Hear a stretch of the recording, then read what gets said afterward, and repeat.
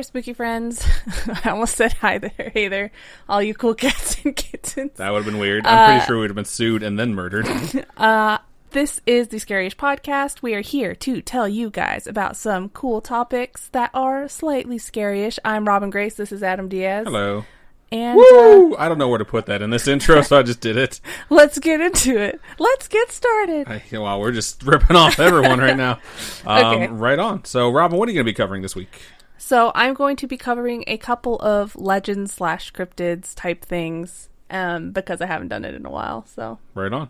I'm covering Superstition Part 3, so I'm kind of excited to jump into that. Did you kind of change it from what you said you were going to do earlier? No, it's what I said I was going to do. Okay. You said you were doing, like, death. I didn't know. Well, I was going to give you the subtitle when it got to my turn. But yeah, I'm doing Superstition Part 3, the death episode. Okay, cool. So, yeah. Nice. That's what I'm covering. Everyone who's already seen the title already knows what I'm covering, so I was just saving it for you, but never mind. Apparently, I already told you. So, okay. I believe you're going to be going first, so go ahead and jump right into it. All right. So I've been covering true crime topics the past couple of weeks, and I kind of wanted to go back to our roots, like our podcast roots, because why not, you know? I did too. That's why I'm covering video games this episode. Fucking enjoy it, people. No, I'm kidding. Oh, you mean, well, because we did Nerd Chills first. Yep. Oh, man.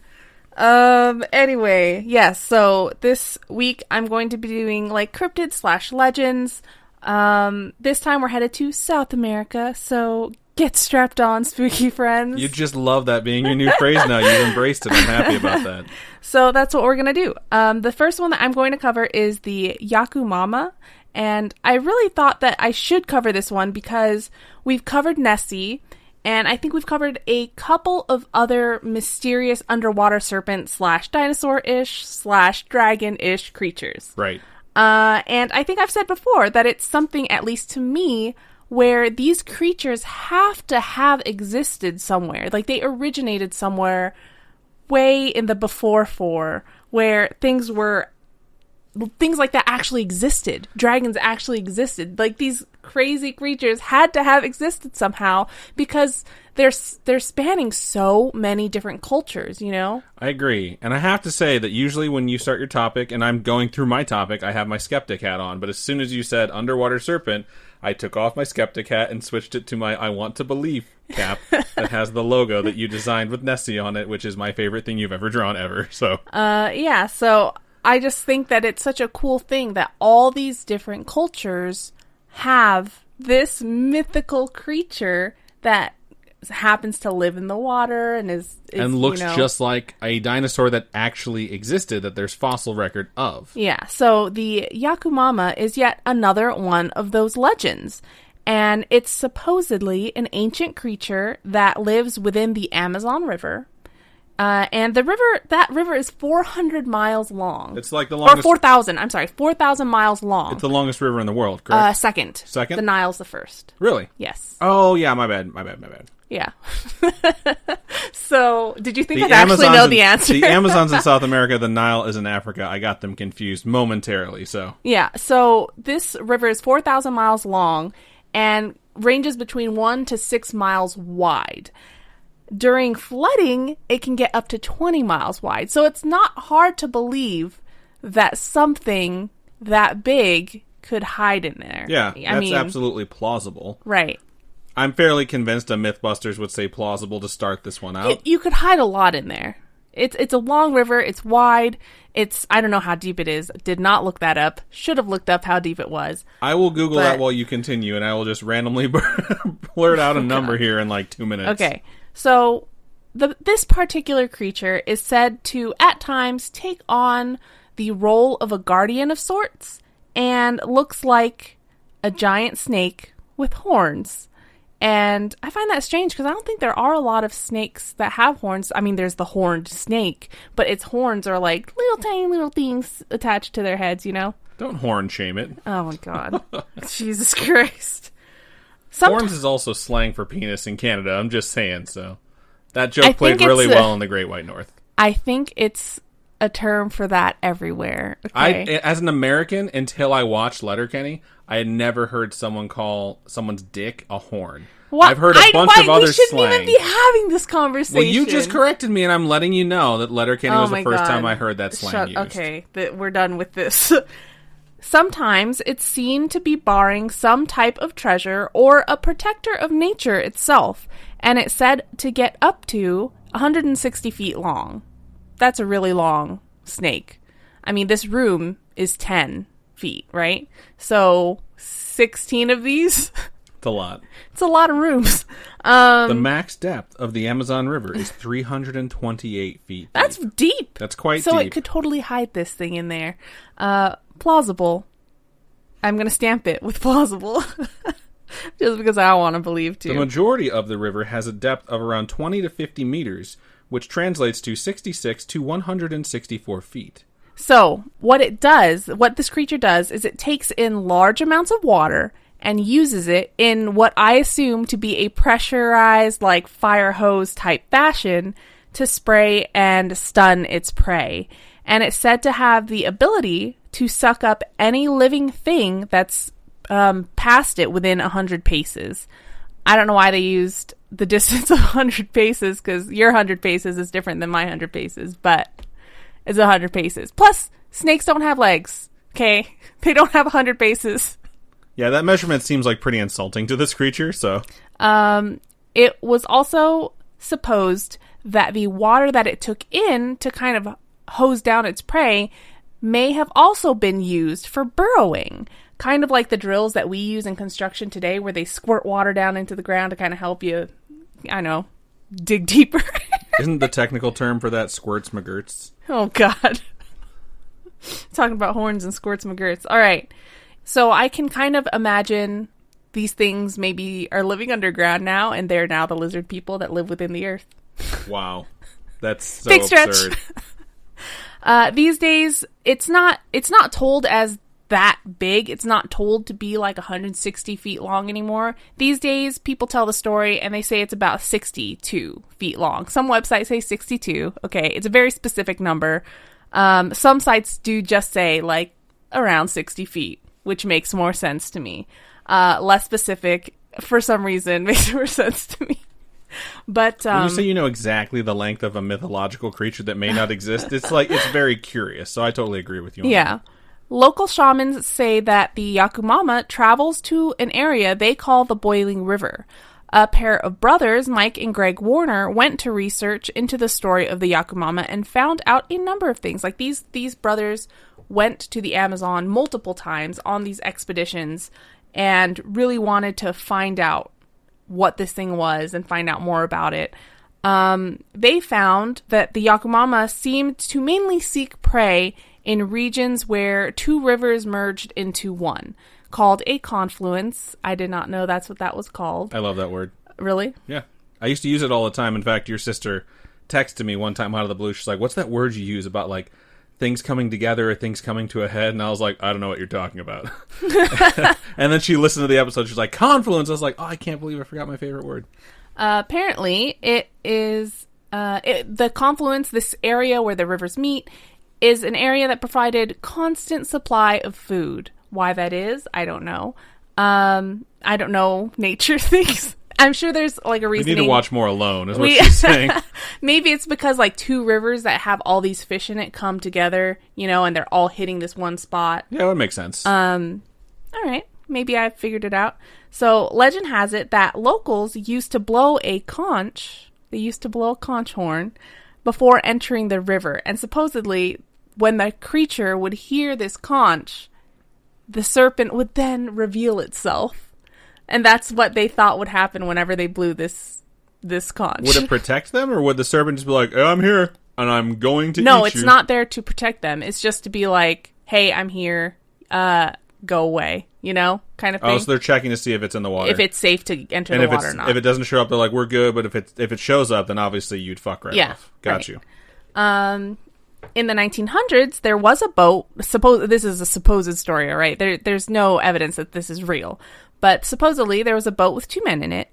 They went to the river to drop off some dynamite, like to just set some dynamite down in there, hoping that it would kill the creature. Oh, wow. So they put in some dynamite, After they detonated it, the creature came out of the river covered in blood, but was still alive.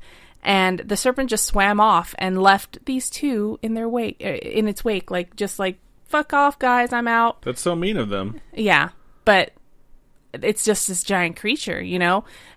I think humans have this strange thing where they just want to capture whatever is really interesting to them. I think in a lot of cases, too, it's like they want to kill whatever's interesting to them. It's like if I'm going to capture something, I typically won't throw dynamite at it and be like, hey, I captured pieces of it after the fact. Well, they would never, like, murder a megalodon, right? Just to catch it. I mean, they might. I'm just saying they could have dragged this river with a net. You know, they could have put more investment into capturing than killing, because tossing dynamite into something is a clear indication that they were there to kill it. I mean, that's what Tremors taught me, so... Yeah, Tremors, you gotta be specific with it. You gotta make them swallow it first and then hope they keep it down. I love Tremors so much. Such a good fucking movie. Such a good movie. Okay. What would Kevin Bacon do? That's what we need. Kevin Bacon needs to go to the Amazon, although he would probably kill the fucking thing. Let's be real about this. So, in 1906, there was an explorer by the name of Major Percy H. Fawcett, and he claimed to have encountered a gigantic anaconda while traveling the Amazon River. Supposedly, he shot it and watched it as it died.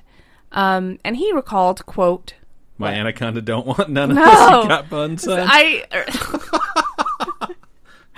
Later on in the script, literally, I had written, like, all I can think of is that song about big butts, because anacondas. There you go. That's just all I could think of while writing this whole thing. You're welcome. All right, so he recalled, quote, "We stepped ashore and approached the reptile with caution.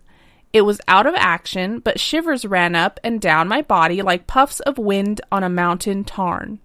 Don't know what that word means. "As far as it was possible to measure, a length of 45 feet lay out of the water and 17 feet in, making a total length of 62 feet. So that's where they got that number, I guess? Makes sense, yes. Right on. Such large specimens as this may not be common, but the trails in the swamps reach a width of 6 feet and support the statements of Indians and rubber pickers that the anaconda sometimes reaches an incredible size, altogether dwarfing the one shot by me. The Brazilian Boundary Commission told me of one killed in the Rio Paraguay exceeding 80 feet in length." Wow. So, end quote. So, there are ones that have been bigger, apparently, supposedly, but who knows? There's no evidence. There's no actual physical evidence, right? So, it is possible that this thing could be an actual snake. There was a snake that is now thought to be extinct called the Titanoboa. Have you heard of that before? Which is the name of, like, shitty sci-fi movie, right? No, I think there's a movie called the No. So before the Titanoboa, there was a snake called the, like, Giganta something. Giganta biteworm. And that one was measured only to be up to, like, 48 feet or something like that. And then they found... Only 48 feet, huh? And they found evidence of this Titanoboa, and they're like, yo, this thing is fucking huge. And so it's the biggest snake now. But the Titanoboa grew to be up to 12.8 meters, which is about 40 feet long, I think. But it's said to have been able to grow longer than that. So this thing is said to have weighed up to 2,500 pounds, which is a lot. Literally over a ton. Yeah. Wow. That's a lot. Legends have it that these creatures may have been shapeshifters, so maybe there really isn't a way to truly find these things at all, if they're people that can just change into these giant snakes, you know? Well, okay, I have very many questions here. Would it maintain its size? Because, like, if you're wandering through the forest looking for something, and then your 40-foot tall friend's like, guess there's no snake around. No. I think you know who it is. It's like in Harry Potter, like Nagini, when she changes into her snake form, she's not the same size. That's a good point, although Harry Potter's not the best thing to reference, but I suppose we can go with it. We've cracked the code. This snake, was a Dumbledore all along. Was a Nagini the whole time. But no, I actually think that it may have been an actual snake of some type. Did you know that there was an actual model of the Titanoboa, like a life-size model of this snake in Central Park Station or whatever in New York for a while? I did not. I think that is so cool. I love seeing those giant models at museums and stuff like that. It gives you scale so you can be terrified. Right. So I can be absolutely terrified. Like the whales, when they put the whales on the ceiling, freaks me out every time. I don't really mind the whale thing because I'm pretty confident that I won't encounter a whale. Well, no. It's the idea of that whole huge, gigantic model crashing Falling down. on you. That's a different fear, I suppose. All right. Anyway, so that was my first one.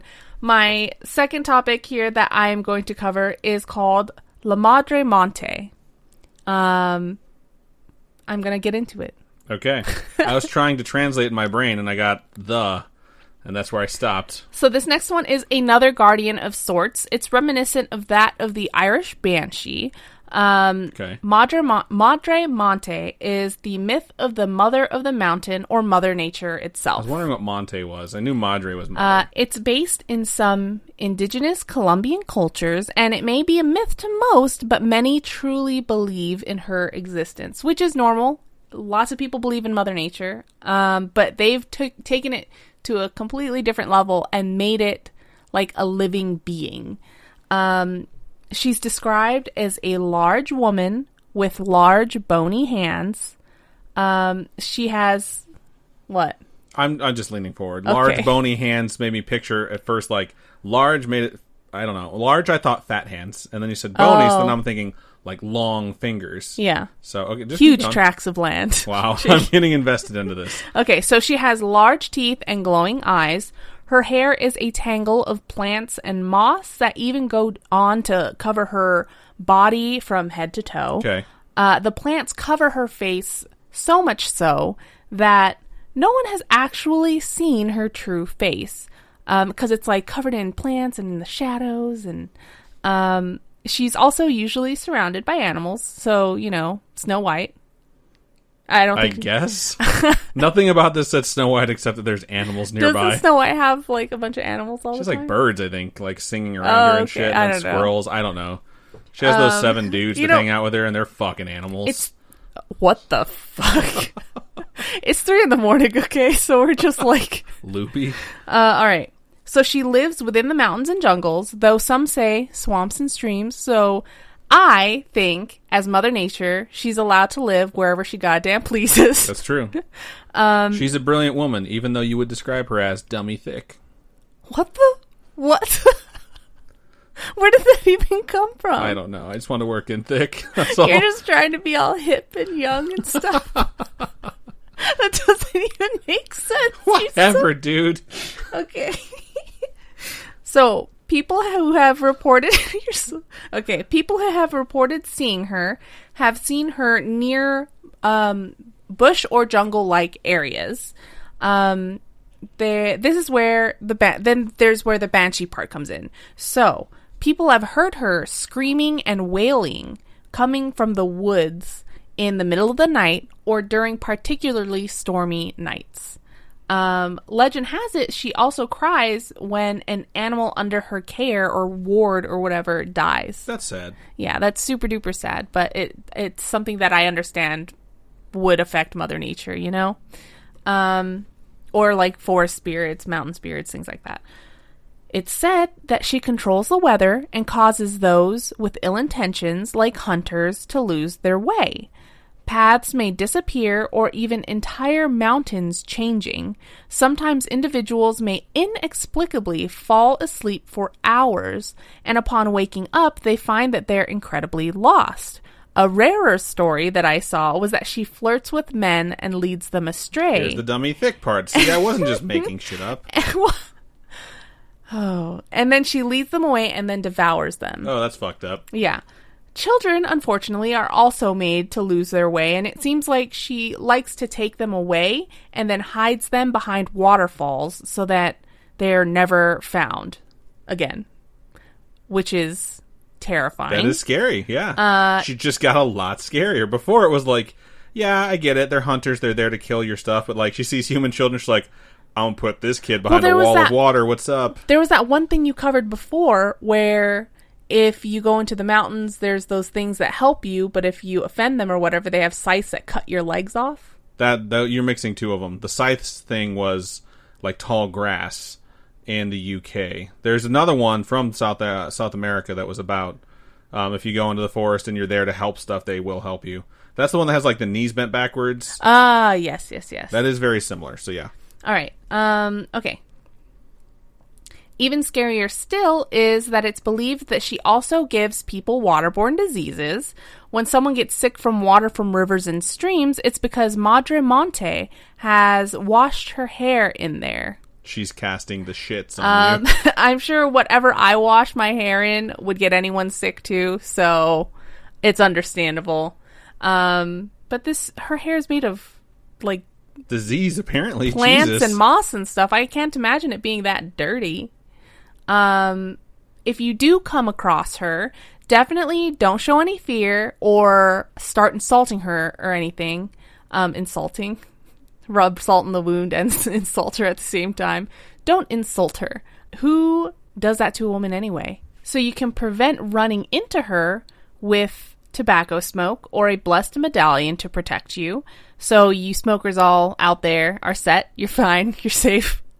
You can also pray the San Isidro Labrador prayer or carry images of saints with you. Some sources say you can carry these cavalonga seeds in your pocket, and I don't exactly know what they are, but it seems like they're oleander seeds or something.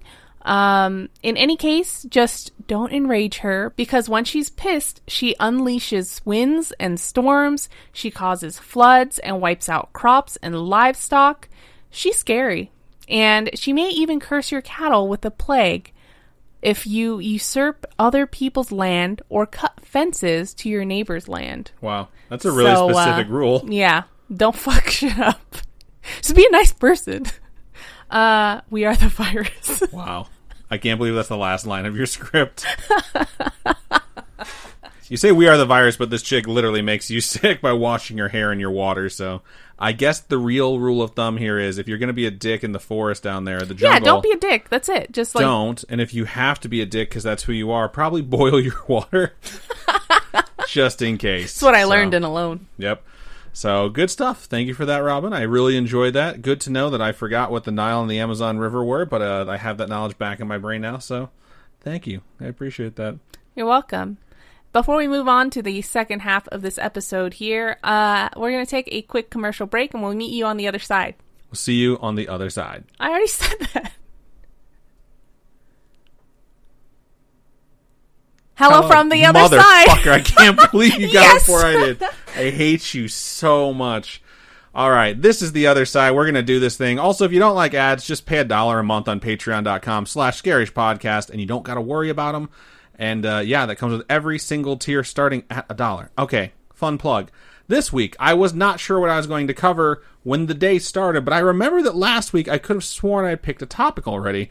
So I did some Googling and checking on various topics in our chats and our channels and the different places that we have them. Like we have a list, we have a document that we keep between Robin and I that has a list of topics that we're still yet to cover. We have a Discord channel. We have like some personal messages that have been sent to the show. I have some that have been sent to me directly, and none of them were clicking. And I was getting really annoyed because it was getting pretty late in the day and I couldn't figure out what it was that I wanted to cover the last week. Then Robin was like, I might want a snack later on. And we went downstairs to make some cookies really fast. And we went downstairs and I was sitting there frustrated. I looked up and there was a little Post-it staring at me from the bulletin board downstairs. And the topic said, Superstitions 3, the death invite. And I was like, oh yeah, I remember taking the note and not remembering what the hell that meant. And it hit me like this is a topic that actually has been requested from multiple folks about this particular subject, so I'm excited to cover it. And I'm renaming it, though. So, spooky friends, I present to you Superstition 3, the death episode. Because this is not just going to be about things that invite death to you. It's also about things that need to be done after someone passes away. And the consequences typically are if you don't do it, you'll die. So, I mean, it could be still called the death invite. But French toast? There's a lot in here. And I'm pretty happy with what I was able to uncover. The idea behind this particular superstition episode is to focus on superstitions surrounding death, and I want to mention that because before I get started, I want to make sure to issue this little disclaimer. Most superstitions with death are very tied into the traditions of different cultures, maybe your culture, and how that culture handles death. So this is meant to be a glimpse into those cultures. I'm not making light of it. I'm not making fun of it. This isn't a parody or anything. This is more of exploratory knowledge, just in case you want to know stuff like this. And I also want to mention that 2020 really sucks.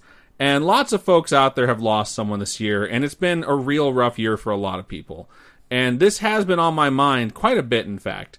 And this is meant to cover some things that I personally didn't know, along with a few of the things that I did. And I think it's a good thing to be curious about this sort of stuff, because you never know. Two things that I'm always personally worried about when it comes to stuff like this. The first is that I might accidentally offend someone. Like, I don't want to accidentally cross a cultural line, and someone will be mad at me because I'm ignorant and I just never learned about it. And two, I am slightly worried that I'm going to do something that actually draws death to me, and that the superstition is warranted, and I don't want that sort of attention on me. So if I can avoid those two things with relatively low amount of effort, I'm going to do that. So that's kind of what this topic is based in. This topic actually came up at my old job when someone was asking a cubicle mate questions about how death was handled in their culture, because he was Japanese and they were just, average American. It was really interesting to hear them go through it, and I was actually kind of happy because when we took our trip to Japan a few years ago, we did learn a little bit about traditions surrounding death in Japan. And Japan is what is known as an island, which means it's surrounded on all sides by water. Who knew? The real point here is that Japan is actually relatively small because it is an island and has very, very limited land space, and it's especially small considering the population that it has. So for a very, very long time in the Japanese culture, it's been very important throughout your life to conserve space, and that actually carries over into your death because individuals don't really get headstones over there. They have a family headstone, and cemeteries are very, very small. And you may wonder how that works, but it's really straightforward. Most folks in Japan are cremated, and some of their ashes are added underneath the headstone with the rest of their family, and then remaining ashes can be spread according to their wishes. That's what we learned when we were on vacation from our tour guide on our bus. And I checked into this today just to make sure our tour guide wasn't just making shit up, because, by the way, if I was a tour guide and I had a bus full of complete foreigners who didn't know any better, I might just make up some stuff just for funsies to see if I snuck it by them. But she wasn't lying. According to a study done in 2007, 99.81% of Japanese citizens who passed away were cremated that year. That is a crazy high percentage. I think they actually get buried. They have something else done with their body. They're either put into some sort of like mausoleum or Are you something sure none owned. of them go missing? No, I didn't look into the 0.19% to see if they've gone missing. In America, obviously, we have a lot more space. We have graveyards everywhere, and for the most part, it's been tradition for quite some time to be buried rather than cremated. The thing with our cemeteries, though, is like there are layers upon layers upon layers of dead people. In certain ones, yes. Some of them, they just expand outwards rather than apparently digging deeper and deeper and deeper. What's interesting about this cremation thing, and what I did not realize, is that it's become a lot more popular in America. Back in 1960, only 3.56% of people in America that passed away were cremated. As of 2018, it's 53.1%. So it's the majority of people in 2018 were actually cremated. That's still not a lot. I never would have guessed that more people were cremated rather than buried in our country. In 2014, the state with the highest cremation rate was Nevada, the state Robin and I live in, with 75.9%. So every 100 people that passed away, 24 were buried, 76 were cremated. Like, that's super high. And I'm not saying that in a good or bad context. I'm just saying it was surprising to me. I want you to put me in your pockets, cremate me, put me in your pockets, and sprinkle me as you walk down Main Street in Disneyland. I can do that, and I will. And also, that's really gross.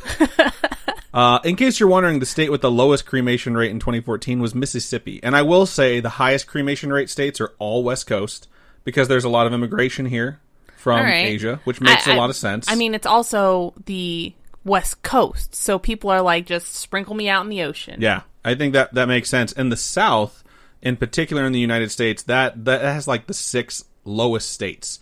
So I think that's more of like hanging on to the older traditions rather than moving forward into different culture. Well, I mean, a lot of people too have family plots, so they're all just buried next to each other. Right. it's a pretty big discrepancy. Like 75.9, I think Mississippi was like 12%.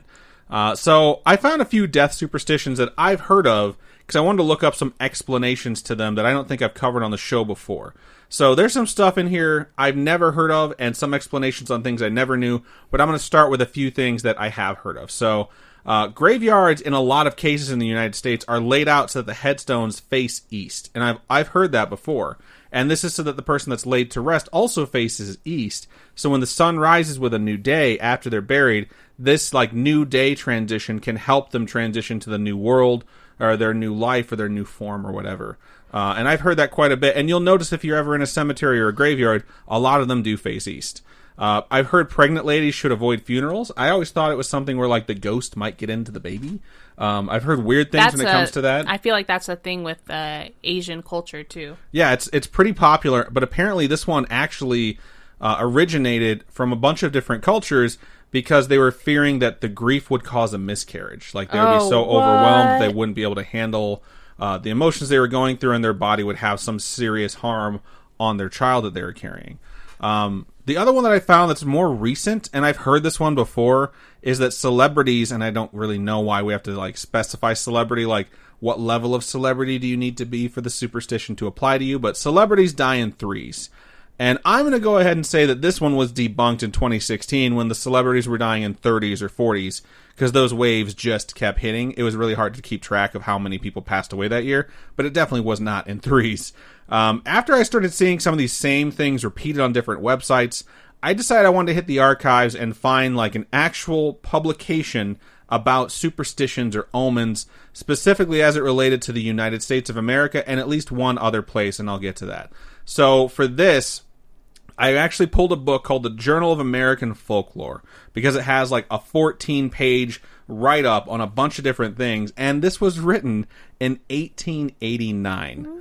Okay. So I got in there and I was like, yes, this is the good shit. So one of the things that I found that I was like, I've always kind of known this, I've never really actively thought about it, is how a funeral procession is handled. So for funerals that I've been to, and I've been to a lot in my lifetime, there's usually been, and I say usually because it hasn't happened for all of them, but there's usually been a place you go to for the wake, where you have a viewing of the body or a gathering of folks, then a priest will come by and say words, and then people can go up and say words about the deceased. And then after that, there's a procession where the body is loaded into a hearse, and the hearse leads the procession of all the mourners in their cars, and then you drive to the place where the body is going to be laid to rest. And that's like the funeral, so to speak.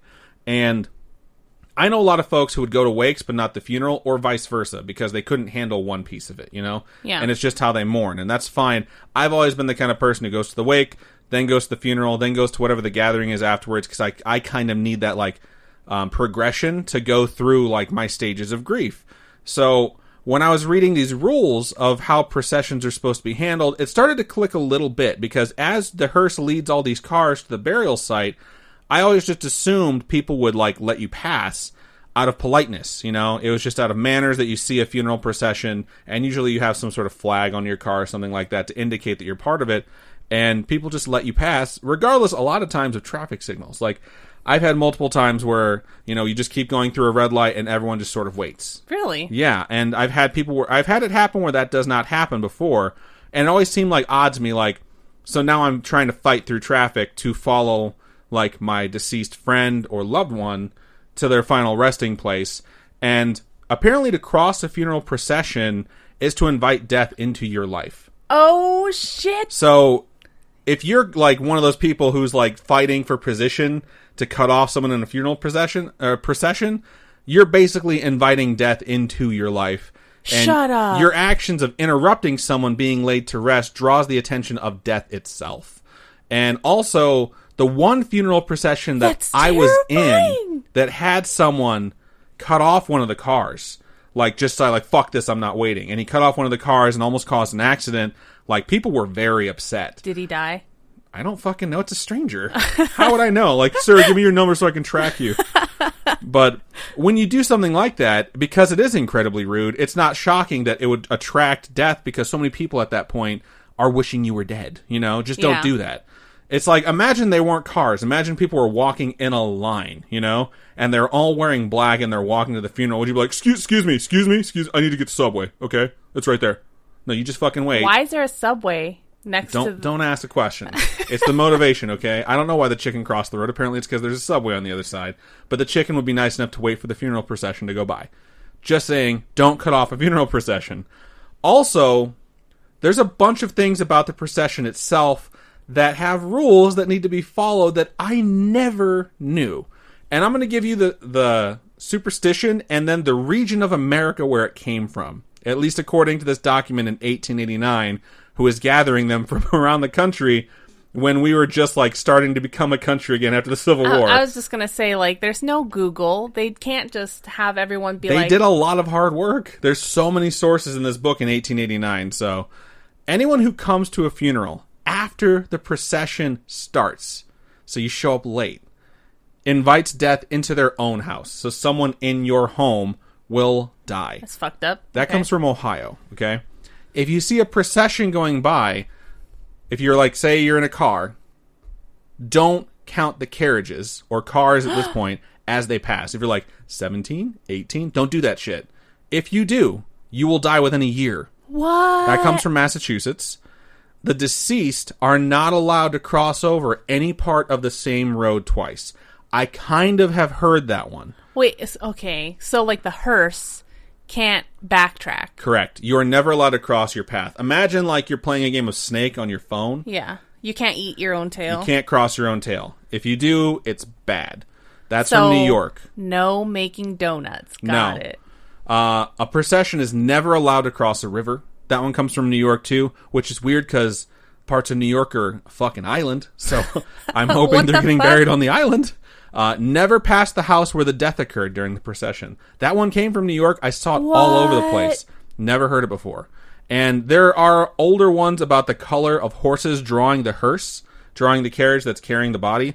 I don't think many people need to worry about that anymore. I will say, though, just in case you need to know, no white horses. You're not allowed to have white horses draw the carriage of the person who passed away. So that comes from Maine, just in case you were wondering. All right.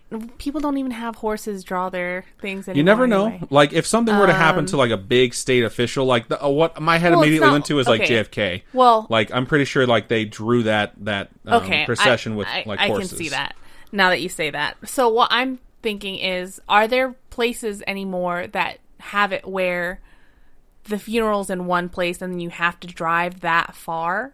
Yeah, lots of them. Almost all the funerals I've been to, we had a funeral home that we went to, and then we went to our family plot, which was in a graveyard that was, like, way far away from where the funeral homes were. Oh, wow, okay. Yeah, so that's, like, how it was for me growing up. It was like, okay, you go to whatever funeral home that's nearby where they passed away, and then you take a funeral procession to right by my grandparents' house, because, like, my grandfather built that neighborhood, and they wound up buying a family plot nearby in one of the nearby graveyards. Okay. So there are superstitions specifically about, and this is morbid, behaviors for where a person passes away, namely in a home or a house versus a hospital. So these aren't really observed in hospitals from what I can tell, but these are kind of creepy. So while the deceased individual is still in the home, so if someone passes away and they're still in the home, the mirrors are supposed to be turned towards the wall. I've heard variations of this one before. A lot of people do that. You cover the mirrors. I've never heard any reflective surfaces. Never heard the penalty for it. The reasoning is that if you were to look in the mirror while a person is still in the house, you will pass away within 1 year. So a lot of these have ticking clocks of 365.25 days, or by the end of the calendar year. Some are just like within that same year. I know some people say you have to cover it up so that they can actually move on and they're not trapped. Yeah, they don't get trapped in the house. Yeah. That's what I had always heard as well. Side note, when I was digging into some of the sources from this 1880 whatever manuscript, it states that this one originated amongst the Irish Catholics in the United States of America, but has moved into other cultures. And I'm guessing when it moved into other cultures, those cultures incorporated things where, like, the spirit would be trapped and it wasn't like a penalty of you dying. Another thing, too, is you're supposed to stop the clocks at that person's time of death. So when a person passes away and you identify the time of death, all the clocks are supposed to stop, which Well, obviously is easier now. in 1889 or whatever. But like we'd have to unplug the digital clocks nowadays, which would suck because it's like unplug the microwave, unplug the stove. I think it's a little different because with those clocks, you can hear them ticking. Right. Whereas digital clocks, who gives a shit? Running clocks apparently invites bad luck into a home because it gives death a power that moves forward. And you want death's power to be applied to a moment. Like you want to isolate death. This is a tradition that is from, in the United States, New York and New Hampshire is where they said to have originated. It's also done in Great Britain and in Germany. So this one is pretty widespread. The deceased should not stay in the home over a Sunday, or another death will occur within that same family within that year. That's terrifying as fuck. That one is terrifying. I didn't know that one. I've never heard of it. So... good things to know, also terrifying things to know. These are superstitions. These are not rules or handbooks or anything like that. But it's something where I was like, I didn't fucking know that. And if you're hanging out with someone who like follows these practices very religiously, like you could understand if they were getting upset or being very impatient when it comes to something like moving a body. So these are specific to funerals and the deceased. But what about superstitions that draw death to you in the ordinary day-to-day? Don't step under a ladder. Those are a lot of things. That's supposed to be bad luck. That's supposed to be like years of bad luck. But in particular, I wanted to find ones that draw death to you. Not just like, oh, you'll have bad luck, or like a bird shits on your head, it's apparently good luck. No, I wanted stuff involving death where you could be taunting death unknowingly. So... I've not heard most of these, okay? And I'm going to give you the superstition and the penalty that applies if I could find it. So, number 1, if 3 people look in a mirror at the same time, one will die in a year. That's bullshit because people do it all the fucking time. That sucks for anyone doing Bloody Mary in a group of 3 or more because you're really increasing your odds to die because apparently you can also die from Bloody Mary. It just doesn't make sense because when you're in a communal bathroom, like... SpaghettiOs, you better hope it has individual mirrors, just saying. This also sucks for throuples who went to the trouble of getting that countertop with 3 sinks, but kept one long, full-length mirror because you'll be a couple soon and not a throuple. That's a horrible and that joke. Sucks. That's a really good joke. Fuck you. I was very proud of that one. It had, like, home improvement in it. I pictured Jonathan Scott in there, giving him a third sink in the middle.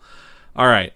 If, while someone is sick, a pair of scissors is dropped in the home or house that they are in, doesn't matter if you're throwing them or running with them, but if a pair of scissors is dropped, and the place that they land, it sticks in the ground, that person's going to die.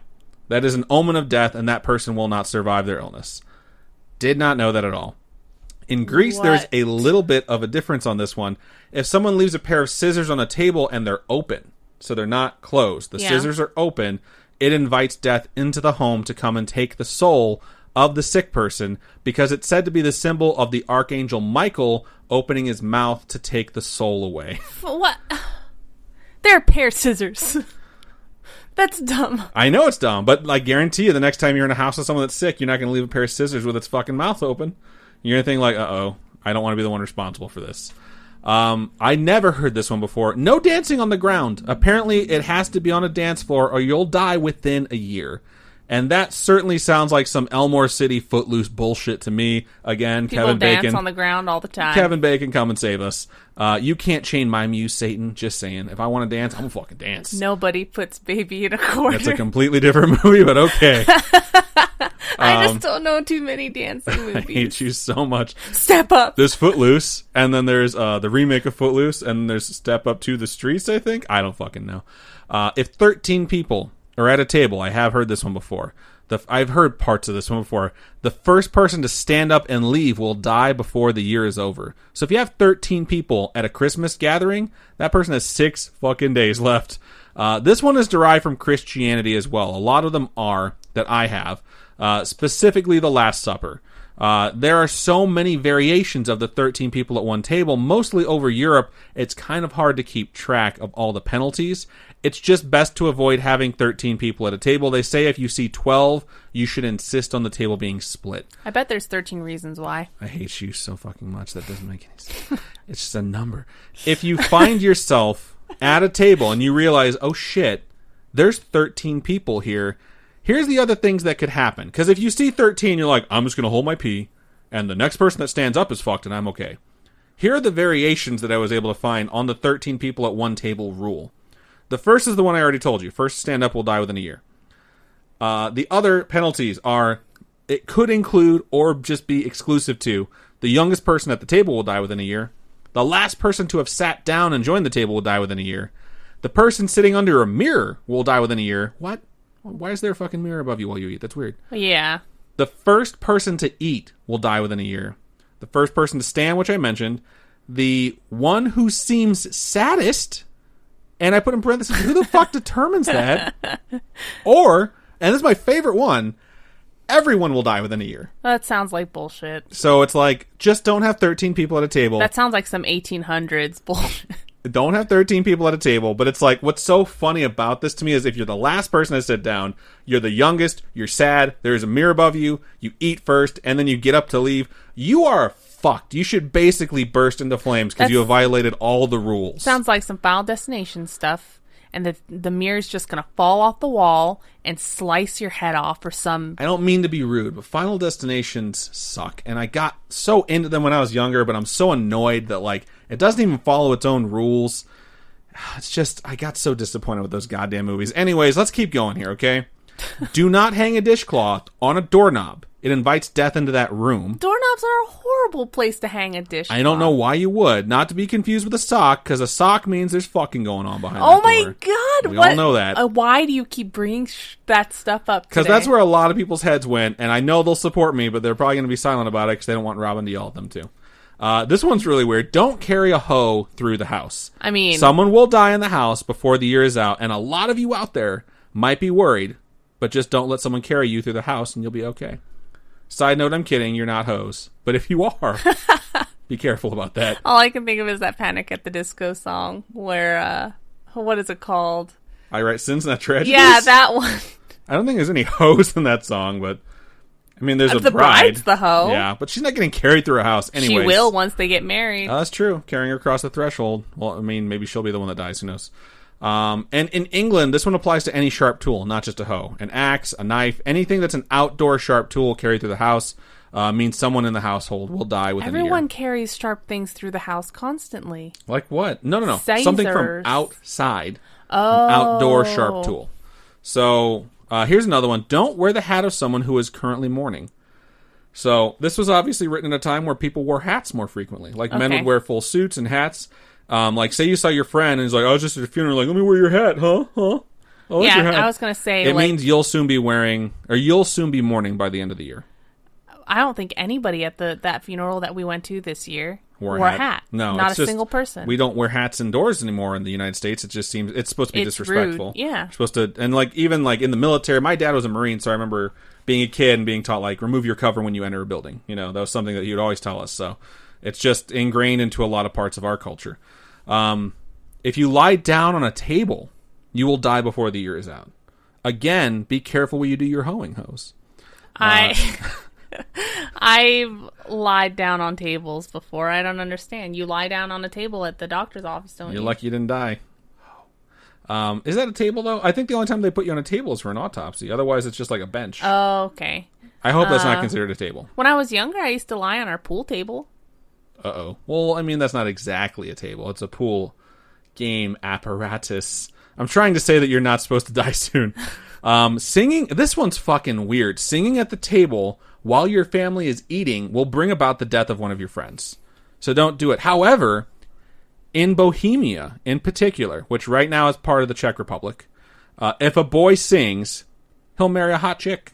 Shut up. If a boy sings at the table while his family is eating, he's going to marry a smoke show. Not kidding. Bohemia sounds like a sexist-ass place to live. Here are some random bizarre ones that I just thought were good to know. If you randomly shiver, like you just get the shivers and you're not really cold, you don't know what happened, someone just walked over the place where you will be laid to rest. Shut the fuck up. That's what that means. Shut up. That happens to me all the time. Well, then you better pick a different burial plot because apparently it's a popular spot for people to walk. I haven't chosen. Did your ears ring? Did they just ring randomly? It indicates impending death. In some places, people are talking shit about in some you. places before the week is out.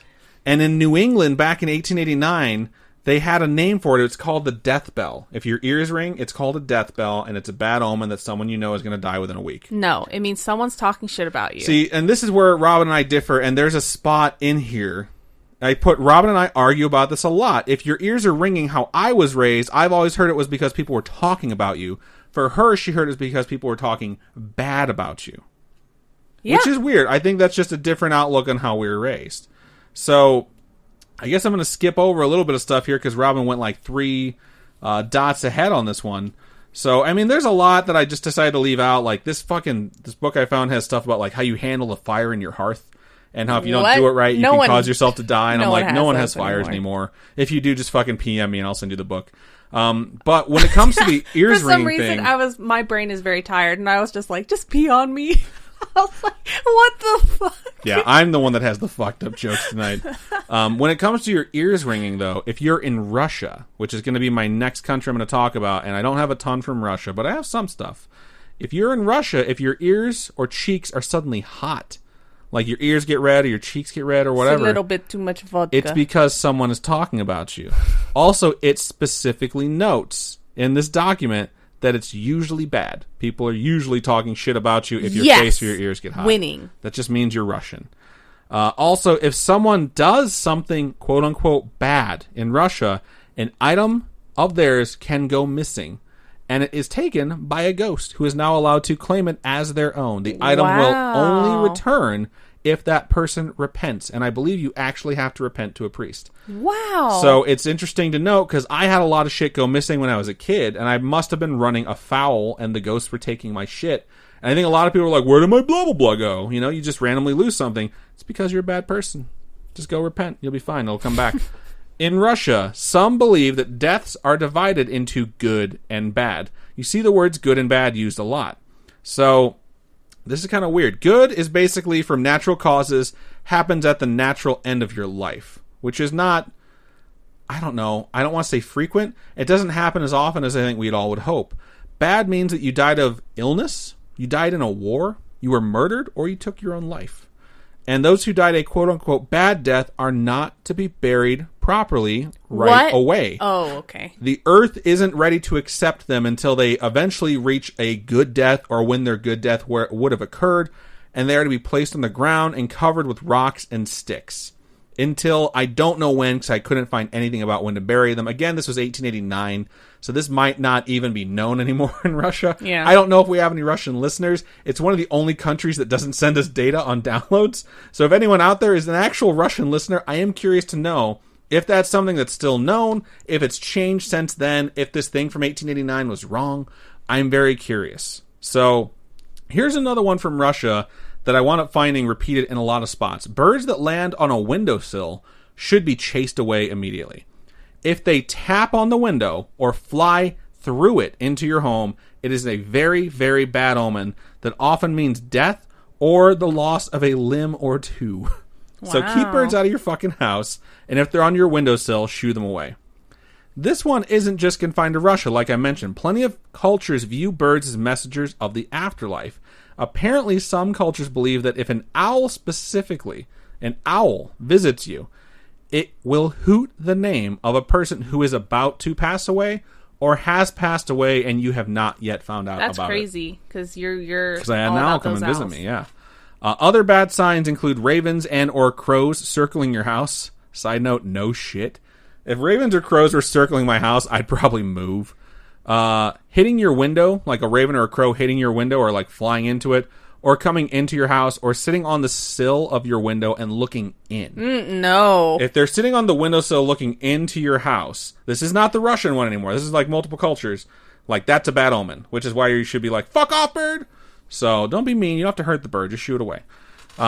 If a chicken crows, this is a Russian one again. If a chicken crows at you 3 times before noon, the death of a close family member can be expected within 2 weeks. That's why you don't have chickens. The chicken should be killed, but do not eat it, as consuming it will bring about further misfortune. Which for this one really feels like chickens should just keep their mouths shut before noon. That's what I'm hearing. Like, don't crow too much. Just wake people up, and then shut the fuck up. Go about your day. Be a chicken. Just don't get killed. Do chickens crow, or is that just roosters? Well, I think the roosters are the ones that are crowing, but in this case, if the chicken is crowing, it's like, you know, it's not your fucking job, chicken. Shut your mouth. Like, okay. Just keep quiet. And if you do it twice, it's like 3 strikes. and you're gonna fucking die. So, Oh my god. apparently afternoon chickens can make all the fucking noise they want, though. So, obviously there's a lot of weird death superstitions about how death can be attracted to you, attracted to your family. I do find it weird that there is some stuff in here that applies to your family and not just you, you know? It's like you're allowed to dump off your bullshit misdeeds on your family. It's like, yeah, you went in there and you caused this misfortune, but someone in your family will die within a year. Doesn't necessarily mean you. All right. So it's like you have to enforce these for other people that you're related to, because it's like, I don't want to die because you're a dickhead. Yeah. So it's a little bit weird. A couple ones that I actually wound up skipping over that I want to go back to before I wrap this up. A clock that hasn't moved in a while, suddenly ticking or striking means death or misfortune very soon. Oh yeah, that's not natural. If you have a broken clock and all of a sudden it just goes tick or bing, someone's going to fucking die. And if you hear 3 random taps from the inside of your walls, it means someone in your family has died. That is a ghost. That's Side not note, natural. 4 taps indicates that it's the heartbeat of a Time Lord and that David Tennant might be in your walls. Wow, okay. So, yeah. That's the death superstitions that I have acquired for this wonderful episode 144 of Scaryish. Thank you. Those are good. There is a lot in a bunch of different cultures, but when I found this book in particular about American folklore, which is kind of a rare thing because, you know, America is a very young country in general. It's a hot pot. Before, you know, the Anglo-Saxons came over here, it's a melting pot. It's a completely different culture. Yeah. So it's just, it was something that I really wanted to dive into, and I wound up finding a bunch of shit I never heard of from a bunch of regions I actually grew up near. So it was fun. And again, if you have anything that you want to share with us, please do so in any of our channels. We have Twitter, Instagram, Facebook, all those things. Let us know, death superstitions in particular, and we'd be happy to read them on the show. And you don't have to use the hashtag if you don't want to, but if you want to, put a hashtag on it, superstish-ish, spelled however the fuck you want. So you'll never find it if I'll put super S and then I'll find it. So that, my spooky friends, is Superstition 3, the death one. Nice. So hope you enjoyed it.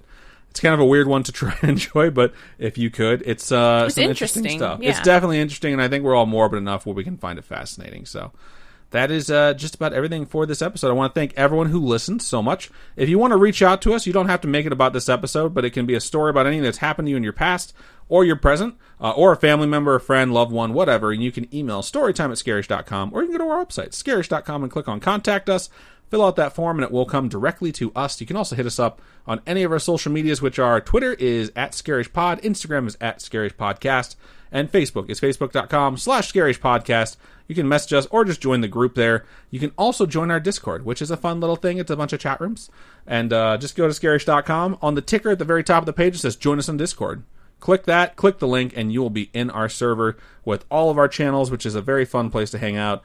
We have stuff that's related to spooky things. We have stuff that's not. We have some really good channels that have a bunch of fucking hilarious memes that I love to scroll through. So join, contribute, or just hang out and just read what people have to say. So, Robin, for folks who would like to donate to us, how can they do so? You can go over to patreon.com/scaryish-podcast. Those are monthly donations. There's a whole bunch of different tiers. Tiers start at $1, and at $1 you get ad-free episodes. Can't go wrong there. And you can also go to coffee, ko-fi.com/scaryish-podcast. Those are one-time donations. All your donations go to helping us upgrade our studio setup and keep us creating more content and just, I don't know, keeping you interested. Like, you know.